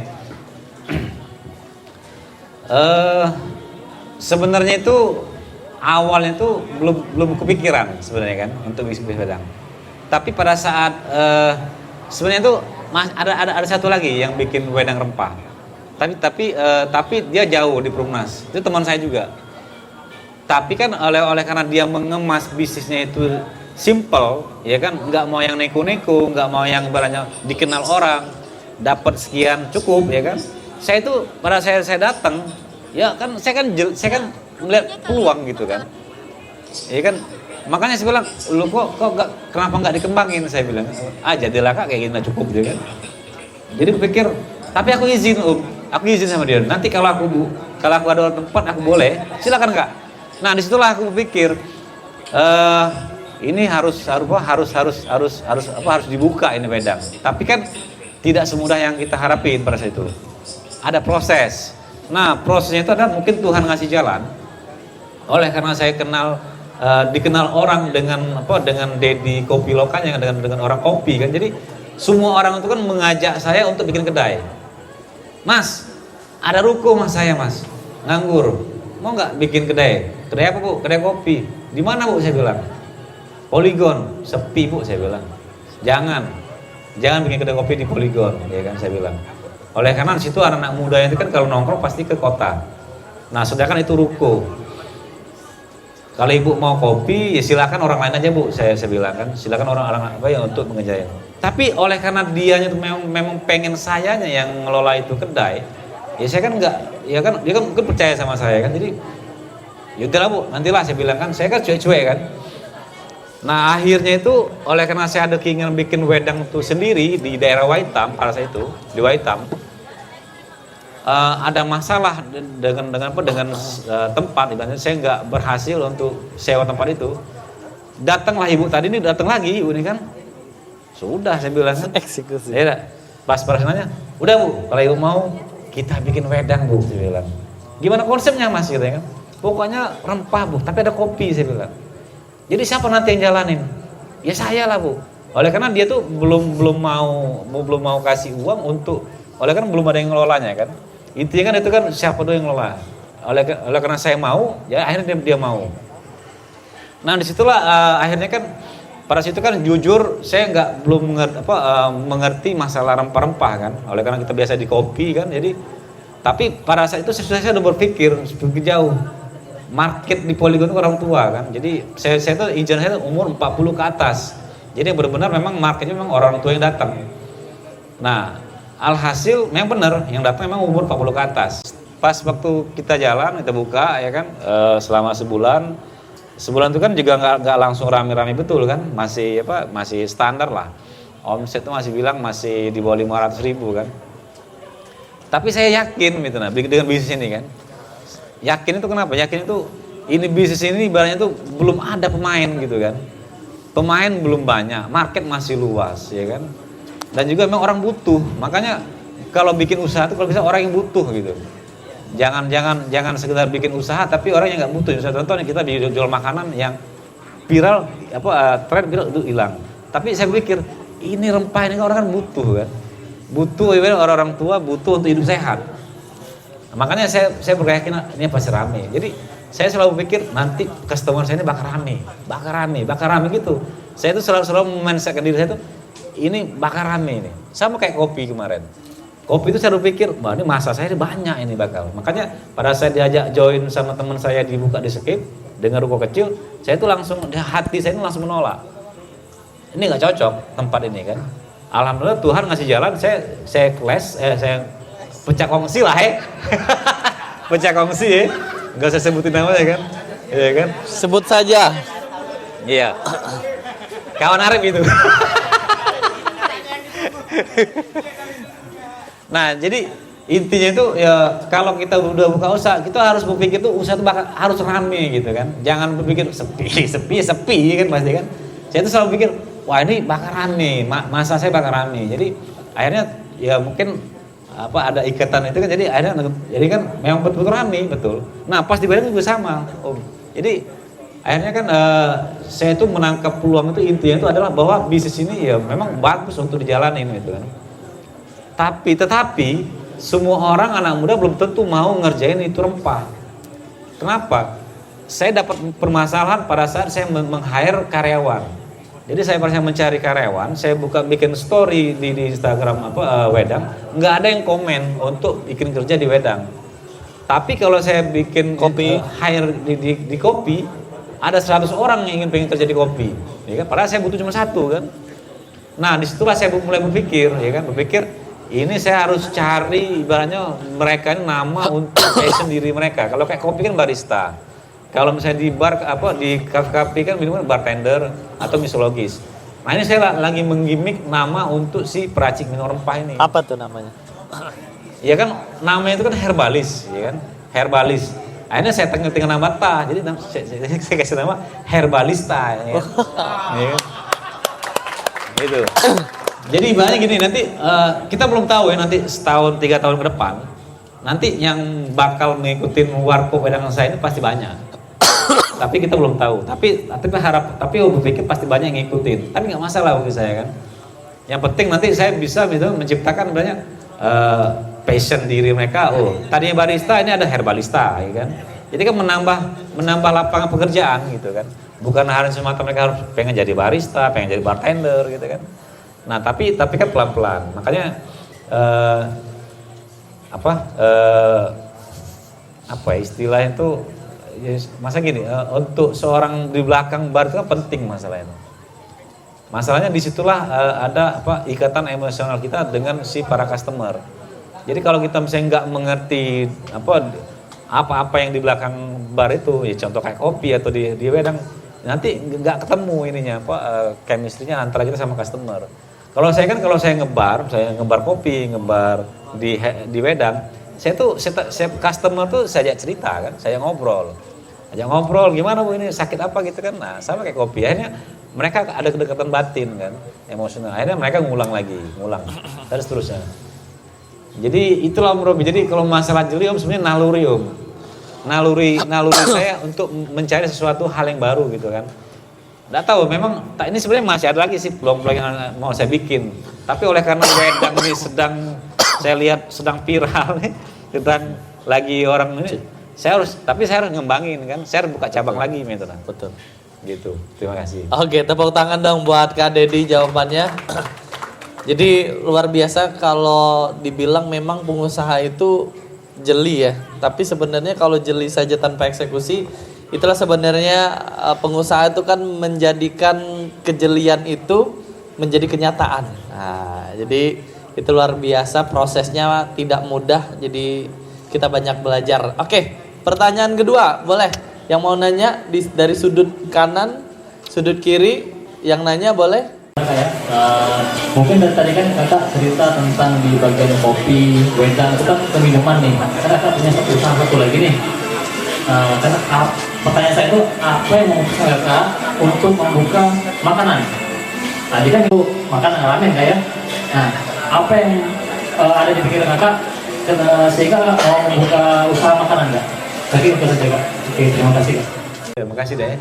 Kalau untuk ramen, ya itu tadi kan, ya sebenarnya itu salah satu kedai kopi saya yang di Bukit, ya kan, yang di roaster itu kan. Intinya kan, saya kan punya cabang kan ada sekitar 8 kan kemarin kan, ada 8 kedai kopi kan. Nah yang pas yang keduanya ini kan itu sebagai rumah produksi. Jadi saya bikin itu benar-benar konsepnya konsep serba kayu. Jadi pas di tahun 2022 awal. Jadi kan kopi itu kan sudah mulai agak menurun ya. Omsetnya menurun. Jadi yang kedai saya yang di Bukit itu dia tuh nggak bisa menghidupkan kedainya sendiri. Oke. Jadi itu contoh gini, misalnya dia tuh bisa omsetnya nggak terkejar dengan cost operasional. Intinya itu dia nggak terkejar untuk menghidupkan kedai itu sendiri kan. Nah, kalau dulu kan masih ditopang dengan kedai yang pertama, ketiga dan lain-lain. Jadi kan dia khusus untuk produksi, roastery. Jadi memproduksi kopi untuk itu disebar ke cabang-cabang. Pas yang tahun itu mulai turun. Yang di Pak Jo sudah tutup, ya kan. Yang lain ada yang tutup, ya kan. Akhirnya kan mulai turun. Nah disitulah saya kan itu kan lagi masa-masa transisi saya resign kan. Saya resign dari PNS kan. Jadi saya tuh berpikir saya harus cari lagi gitu. Jangan kopi kan. Masa itu ini tempat potensi harus dibikin apa nih ya kopi lokal roaster itu dengan konsep ini. Saya sempat berpikir saya mau jual ayam bakar ya kan, ayam geprek, ayam kayak model KFC kan, terus soto saya pernah berpikir kan. Nah tapi kan saya telah dulu kan dari sekian banyak itu kan cara pengerjaannya, cara operasionalnya kan. Kira-kira saya bisa nggak jalanin? Oke. Ternyata agak sedikit ribet, ya kan setelah jalan. Nah, oleh karena pada itu tren mie, ya kan, ada mie gacoan, mie cobek, mie pedas kan, ada mie ayam. Nah, saya tuh pikir, ya kalau jualan mie ayam sudah banyak di daerah Bukit, ya kan, dengan harga yang standar ya 12.000 sampai 15.000. Makanya saya pikir ini kalau jualan ramen ini kayaknya cocok saya bilang kan. Nah, tapi kan ramen itu kan kita kan nggak tahu resep kan. Dan juga dari sisi harga kalau kita makan ramen ke mall itu harganya 35.000 sampai 50.000. Jadi saya mulai berpikir, nah ini peluang saya bilang kan. Saya nangkep. Ah ini peluang nih kalau dibikin ramen tapi dengan harga bawah, menengah ke bawah, dengan rasa itu bukan otentik Jepang, lebih ke otentik Nusantara. Ini harus kita bikin. Tapi kita belum dapat resep, Riset lagi, jalan lagi kan, keliling ke kedai-kedai ramen yang ada di Palembang kan. Nggak ada yang cocok di lidah. Semuanya kan lebih bol, lebih tebal. Jadi saya pikir, nah terakhir kita ke Marugame kan di Palembang Ikan. Saya senang dengan kuahnya kan, lebih soft, lebih identik ke Nusantara. Dia ada cabai iris cabai irisnya kan. Nah disitulah saya pikir ini harus bikin model kayak gini kan. Nah, tapi kan kita kan ibaratnya punya cek di Google kan, ya kan, cari resep-resep. Sudah mulai ngeracik selama 1 bulan. Akhirnya dapat resep yang pas untuk itu ramen. Nah makanya setelah dapat, ya kan kita kan eksekusi kan. Betul. Eksekusi itu ibaratnya tuh saya cuma 1 bulan saya untuk eksekusi itu dari kedai kopi langsung berubah jadi kedai ramen. 1 bulan tank betul. Jadi ibaratnya tuh saya harus, ini target di bulan sekarang harus selesai, harus mulai. Oleh karena sewa tanah itu, sewa tempat itu bulan Januari sudah mau perpanjang. Sedangkan kita masih ada sisa 3 bulan. Jadi gimana caranya kita harus dapat duit selama 3 bulan untuk bayar itu sewa tempat. Ya pas setelah running ya kan, ya rame kan, saya dapat duit untuk bayar sewa tempat itu kan. Jadi kan akhirnya saya perpanjang lagi gitu. Jadi intinya tuh semua usaha yang kita jalan itu ya terkadang tidak semulus yang kita harapin ya. Ya pasti ada lika-likunya kan. Tapi kan ya tadi kenapa kata tadi saya jualan ramen, saya itu berpikir ini tempat cocok dibikin apa gitu kan. Ini rumah. Makanya rumah yang ramen itu kan konsepnya kalau Jepang tua itu kan, Jepang lama kan, kayak tema konsepnya. Tema konsepnya kan jadi rumah-rumah Jepang lama-lama gitu kan. Jadi cocok gitu kan. Saya pasang ornamen lampion, saya pakai tulis Jepang. Ya kan, saya bikin meja kayak itu. Jadi benar-benar kayak rumah-rumah Jepang lama itu jadi. Nah, ya sudah ya makanya itulah tercipta ramen. Nah, kenapa ramen? Itu tadi ya oleh karena orang kalau makan ramen murah, ialah ke Ramen San, ya kan. Kalau misalnya nggak cocok dengan ramen Jepang yang bol tuh bisa ke Ramen San gitu kan. Intinya gitu, berarti kan saya pikir kan. Ibaratnya benar-benar ramen lokal itu. Ya bersaing dengan ramen yang sekarang. Pas berjalan sebulan, 2 bulan, 3 bulan, bermunculanlah ramen-ramen di Palembang. Sampai franchise ramen di Jakarta masuk ke Palembang. Banyak masuk. Duh, saya bilang banyak juga nih kan, ya kan. Tapi tetap ya kita kan tetap bertahan kan. Nah, ya itu tadi. Akhirnya sudah saya bilang ya ramen tetap jalan. Nah, makanya yang tercipta yang tadi Wedang kan. Nah, Oke, ini menarik Kak. Kalau polanya Kak Dedi kan ketika bisnis itu ada something atau ada misal kayak tadi kurang cost, jadi biar bisa nutup untuk selanjutnya ada substitusi bisnis yang lain. Tapi di saat yang lain mungkin contoh gitu ya, Wira usaha roti bakar contoh gitu ya. Ternyata jalan naik rame tiba-tiba nggak laku. Pilihan Kak Dedi kan coba berpikir apakah ada peluang lain gitu ya. Nah, tapi kalau beberapa teman-teman dicari masalahnya apa, dikasih solusi, terus bisnisnya tetap yang sama Kak. Nanggepinnya apa perbedaan itu Kak Dedi? Ya sebenarnya kalau saya masih bertahan di kopi pada saat itu saya masih bisa bertahan. Tetapi kan kalau saya masih lanjutin kopi, saya itu kan berpikirnya gini. Setiap cabang itu kan dia harus menghidupkan tempat itu sendiri kan. Betul. Tentu kayak di Kopi Lokal 3 dia harus dengan menghidupkan dia sendiri kan. Nah, sedangkan yang di Bukit ini dia nggak bisa pada situ. Jika misal jalan ya Kopi Lokal nih pengembangannya, apakah kalau misal nggak ada yang biaya cost something tadi, kira-kira pengembangannya apakah tetap maju di kopinya atau ada bisnis yang lain memang? Kalau nggak ada masalah ya Kak? Iya. Kalau untuk kopi, ya kalau keinginan besar saya sekarang ini adalah eh, kalau untuk nama-nama kopinya itu, nama kopi ulang itu, ya, itu kan sudah kita patenin kan, sudah kita. Betul, sudah dihaki dong. Sudah dihaki. Jadi Keren, aman, keren. aman apa sampai di tahun 2000. Sampai 10 tahun. Sampai 2029 kan.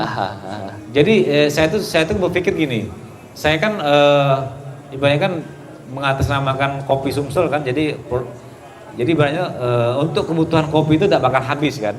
Oke. Jadi saya punya mesin roasting ya kan, saya punya brand ya kan, saya punya produk yang bisa saya dapat dari petani. Ya harapan saya harus bisa bikin pabrik kopi kayak Nescafe gitu. Saya kayak kapal api. Itu masih jadi cita-cita besar saya untuk bikin brand kopi lokal itu menjadi bubuk kopi. Bukan sekadar kedai. Bukan sekedar kedai. Kalau kedai itu, kalau saya berpikir gini, kedai itu kapanpun bakal mati. Tapi kalau brand nggak bakal mati. Menarik. Iya, kedai kapanpun bisa mati, tapi brand tidak bakal mati. Ya selagi kopi lokal punya saya kan pasti saya itu kan kopi lokal terus kan. Tapi kalau kedai kopi misalnya kan, saya sewa di Bukit, saya sewa yang di yang di Demang. Tutup, sudah habis kedainya. Tapi nama brandnya masih. Brandnya tetap masih kan. Makanya saya lebih senang kalau untuk kopi saya investasi ke mesin roasting daripada saya beli mesin espresso yang dengan harga ratusan juta. Atau kakak menyulap sebuah tempat untuk orang datang. Maksudnya gimana tuh? Nggak, maksudnya lebih milih, misal contoh nih kan bisnis milih ya. Kakak ketika ada pilihan, ada modal atau investor, kakak lebih memilih beli alat dibanding kakak ada tempat terus dibagusin. Supaya orang datang. Kalau untuk kopi sekarang, kalau saya untuk membagus tempat, ya tadi sia-sia baik kalau saya kan. Sia-sia juga gitu kan. Sia-sia baik. Kenapa? Sia-sia. Oleh karena kalau kopi ini kalau kita perhatiin kan teman-teman. Sekarang kan orang kan lebih bermain space kan. Jadi sekuatan modal, sebagus tempat. Ya kan ada sih beberapa teman saya kan bikin kopi shop, kedai kopi hampir 2,5 M, 1,5 M, ya kan. Saya kalau punya uang segitu enak santai di rumah kan. Gak usah buat kedai kopi ya. Bikin kedai kopi kan, kalau punya uang segitu kan. Enak kita nunggu santai. Kalau saya enggak kan. Pagi ke kebun. Ya kan. Ya maksudnya gini, makanya saya pikir kalau saya bersaing-saing masalah tempat, kita nggak ada habisnya Bil. Nggak ada habisnya. Makanya saya kalau untuk kopi jujur saya tetap mempertahankan brand kopi lokal ini untuk menjadi suatu produk bubuk kopi nasional. Itu cita saya, ya kan. Entah kapan saya nggak tahu, pokoknya harus jadi. Bubuk itu bisa dinikmati semua orang seluruh Indonesia. Ya kayak kapal api, kayak Nescafe, kalau kopi mix ABC. Itu. ABC apa ya? Jadi ya intinya itu kan ya keinginan besar itu pasti ya. Kita pengusaha kan harus punya mimpi kan. Betul. Punya keinginan harus kayak gini ya kan. Nanti kayak gini. Ya kan oleh karena brand ini ibaratnya sudah saya patenin ya kan. Sudah menjadi brand kopi Palembang ya kan. Dan juga produksi kopi kita tinggal ambil di petani ya kan. Jadi nggak sulit sebenarnya. Saya juga bisa produksi ya kan. Nah, cuma kan terkadang kan untuk menciptakan itu kan tidak semua yang kita pikirkan juga kan. Banyak masalah-masalah yang harus kita hadapin. Tapi saya tuh selalu berpikir kayak gitu. Ini bakal jadi, ini cita saya harus untuk kopi lokal ini harus jadi bubuk kopi. Iya, kalau seorang pengusaha wajib optimis ya. Harus boleh pesimis ya. Harus berpikir besar ya. Oke, mungkin banyak yang pengen diceritakan oleh Kak Dedi, dan cuman karena memang pesan sponsor tidak lebih dari jam 9:30. Ini nggak terasa loh teman-teman, baru udah 9:30 ya Kak Yonggi ya. Ini memang hebatnya cerita dan juga pengalaman yang sudah dibagikan Kak Dedi. Sekali lagi tepuk tangan dong buat Kak Dedi, luar biasa. Dan juga ini jangan lupa buat teman-teman kalau pengen nyimak kembali obrolan yang sudah kita lakukan malam hari ini, bisa silakan dicek di akun YouTube Telok Besar. Bukan, pempek telok. Telok besar. Memang sengaja mancing ya. Pempek telok, dan silakan Instagramnya juga ada ya. Nanti Instagram TDA Palembang. Kemudian juga jangan lupa untuk Utopia Collaboration Space ya, dan teman-teman yang lain. Sekali lagi mungkin sesi terakhir ada satu penanya yang makin malam makin panas, satu penanya penutup. Tanya lari. Kalau tanya Nanya baru kesimpulan. Kalau kesimpulan nanti nggak selesai. Jarang-jarang seorang Deddy Kopiloka ini mau ditodong untuk ngobrol kayak gini, jarang. Mau di forum kopi pun susah. Harus digali bener-bener ceritanya. Jadi mumpung kesempatan ini buat teman-teman belajar, nggak harus bisnis kopi ya Kak ya. Jadi bisnis yang diceritain boleh, atau bisnis kopi udah ya. Boleh? Martabak sama kayaknya ceritanya. Ada? Kalau nggak ada cukup kita oke, belakang. Boleh, boleh.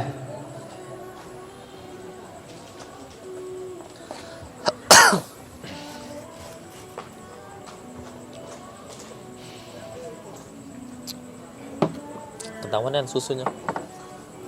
Susu.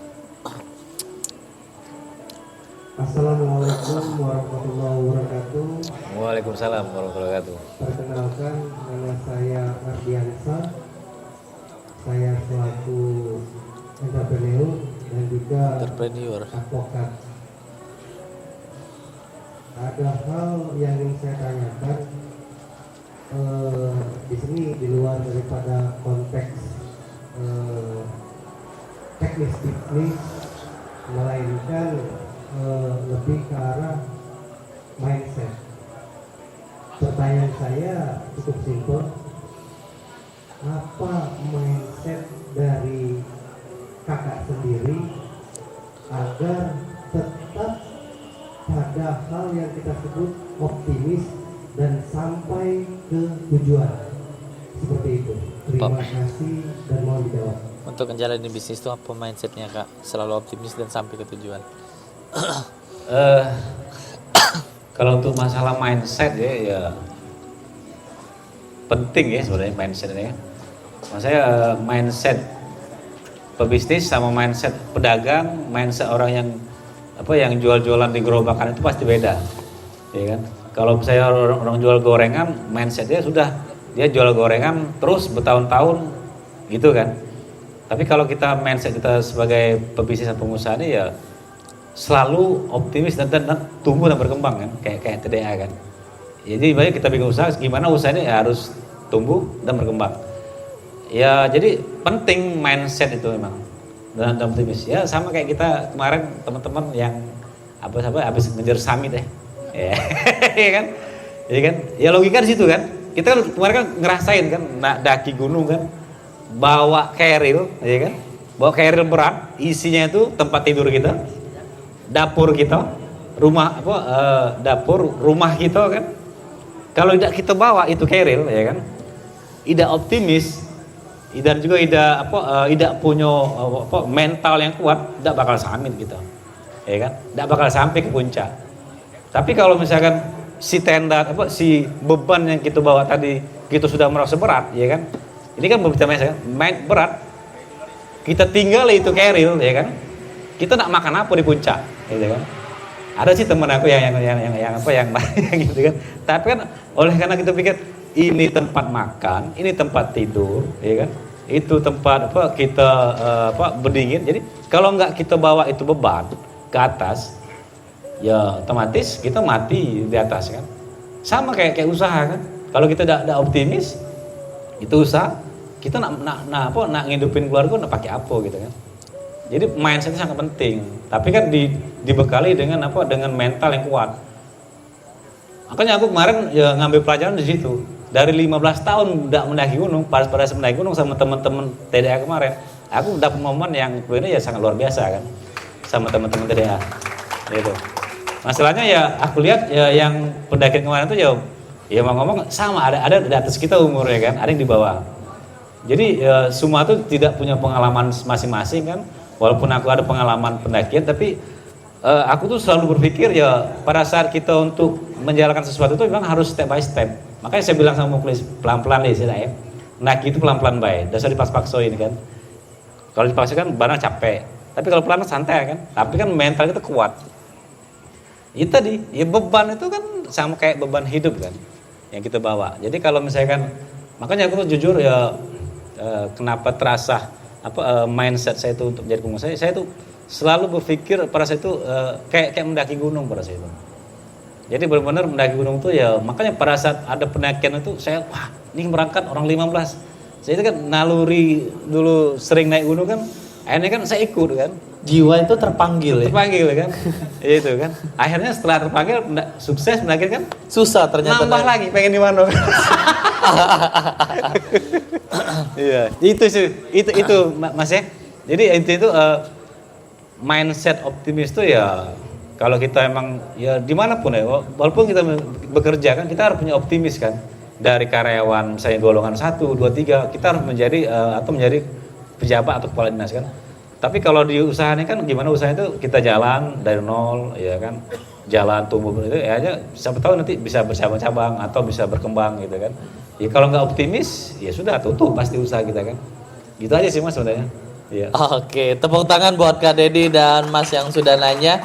Mungkin sesi terakhir penutup Kak, supaya teman-teman mungkin di akhir November ya mendekati submit Exit 2023, persiapan 2024, teman-teman kira-kira pesan apa yang akan disampaikan biar teman-teman semangat, totalitas dan tidak pernah menyerah gitu. Mungkin ya pasti ada ujian, cobaan, tapi tetap lanjut kayak gitu. Apa tuh pesan buat teman-teman semuanya?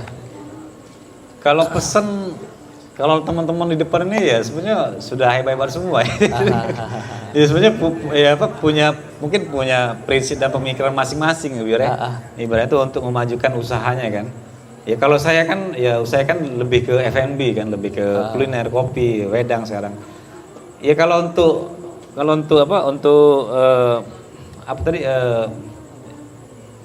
ya kalau saya itu berprinsip ya setiap usaha itu ya harus dijalanin dengan konsisten gitu ya.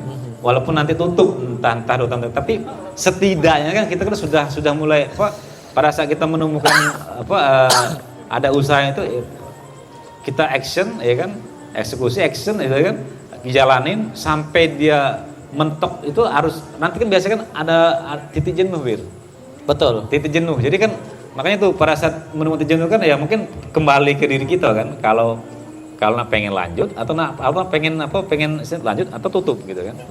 Tapi kalau misalkan bukan passion diri ya jangan dipaksa kalau menurut aku.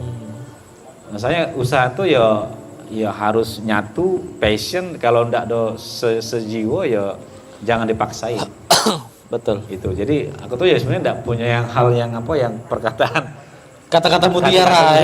Aku udah punya sih ya, cuman itu yang ada Mas Aziz ya. iya masalahnya ya, kalau lihat teman-teman di sini ya ini ya istilahnya tuh ya orang hebat semua juga kan sama baik. Betul. Baik, tepuk tangan dong buat Kak Dedi dan tentunya terima kasih juga buat Utopia, teman-teman TDA yang sudah luar biasa. Luar biasa ini semangat membangun masa depan yang insya Allah lebih baik karena hari ini adalah yang menentukan besok hari. Terakhir kata-kata penutup ya, kata-kata penutup buat semangat bahwa boleh jadi hari ini kita lelah, tapi daripada kita menyesal di kemudian hari, karena sadar atau tidak kita bukanlah pewaris tapi kita perintis. Cukuplah kita yang susah payah, jangan sampai generasi kedepannya kita yang menikmatin ya. Oke, selamat berjuang teman-teman semuanya. TDA to the next level. Tepuk tangan. Wassalamualaikum warahmatullahi wabarakatuh. Waalaikumsalam. Baik, selanjutnya izin pemberian cendramata dari Ketua TDA Palembang kepada Kak Dedi. Ini sebagai cendramata kenang-kenangan bahwa sudah ikut andil untuk berkontribusi di program edukasi ya. Ini luar biasa. Dan teman-teman jangan lupa pantengin terus akun Instagram TDA Palembang karena memang di setiap postingan akan ada informasi, akan ada program-program yang menarik. Dan buat teman-teman yang pengen gabung di TDA Palembang silahkan tanya saja ke ketuanya gimana caranya. Nanti juga akan ada program-program berikutnya yang jelas nanti ada KLB.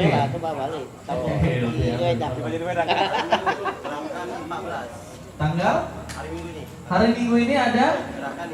Oh iya, hari ini tanggal 3 Desember kita dari teman-teman TDA bekerja sama dengan Al-Firdaus gerakan infak beras. Jadi mustahil miskin. Mustahil miskin dan mustahil kelaparan. Baik, ikutan nanti kita motoran ya. Bagi-bagi beras ke para mustahik ya. Nanti teman-teman silakan sebarkan informasi kebaikan ini. Mudah-mudahan menjadi amal jariah kita semua. Terima kasih sekali lagi buat Kak Dedi. Sukses terus wedang rempah ya, bukan wedang jahe ya. Nanti kita rame-rame ke sana ya. Oke, terima kasih. Sampai ketemu di next event. TDA, the next level. Komunitas pengusaha tangan di atas Palembang.